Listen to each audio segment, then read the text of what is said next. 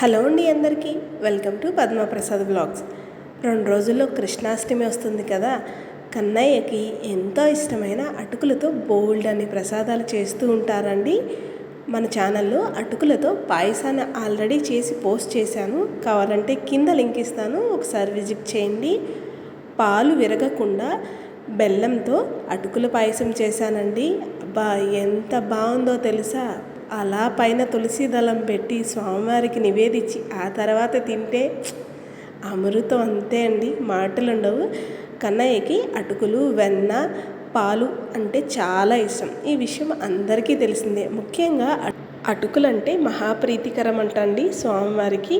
అలాంటి అటుకులతో పాలతో కానీ బెల్లంతో కానీ పాయసాన్ని చేసి స్వామివారికి నివేదిస్తే ఆహా, ఆ తృప్తే వేరు కదా.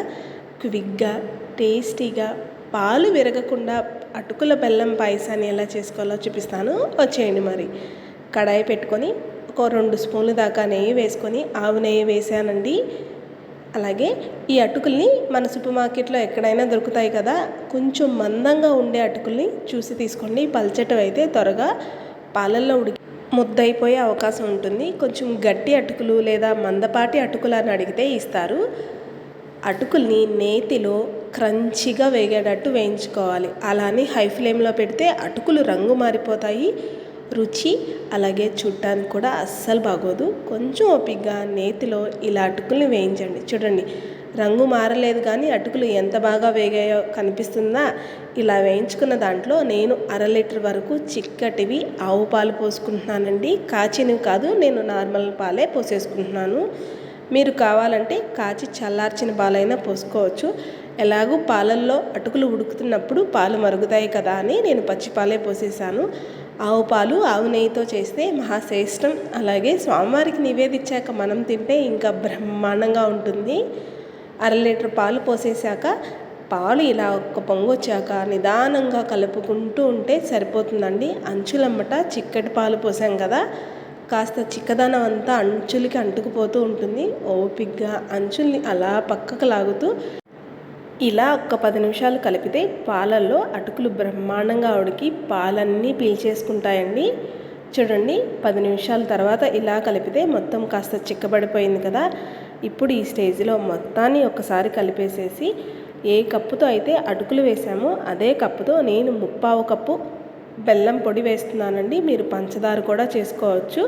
పంచదారతో కావాలనే వాళ్ళు కింద లింక్ ఇస్తాను, ఒకసారి విజిట్ చేయండి.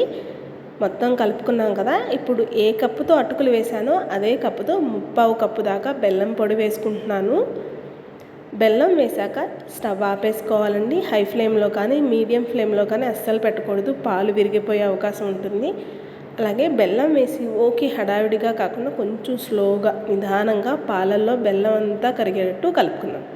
స్టవ్ ఆపేసుకోవాలి సుమా, ఇది గుర్తుపెట్టుకోండి. ఆ వేడికి అలా కాస్త కుక్ అయితే సరిపోతుంది. ఇంతే అండి, అటుకుల పాయసం చాలా ఈజీగా భలే చేసేసుకున్నాం కదా.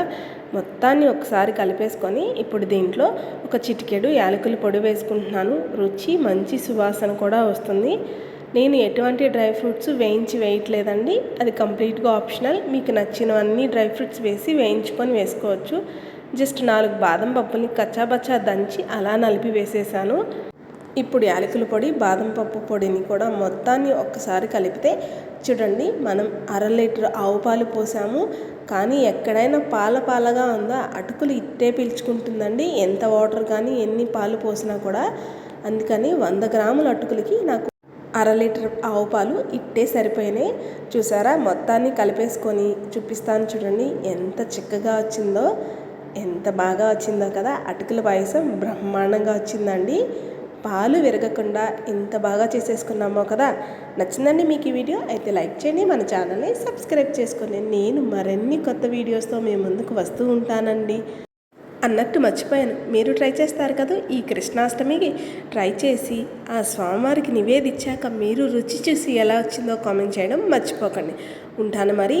తృప్తి కొద్దీ స్వామివారికి పెట్టాలండి. హంగు ఆర్భాటాలతో కాకుండా మనం చిన్న పటికీ బెల్లం పెట్టిన స్వామివారు స్వీకరిస్తారండి.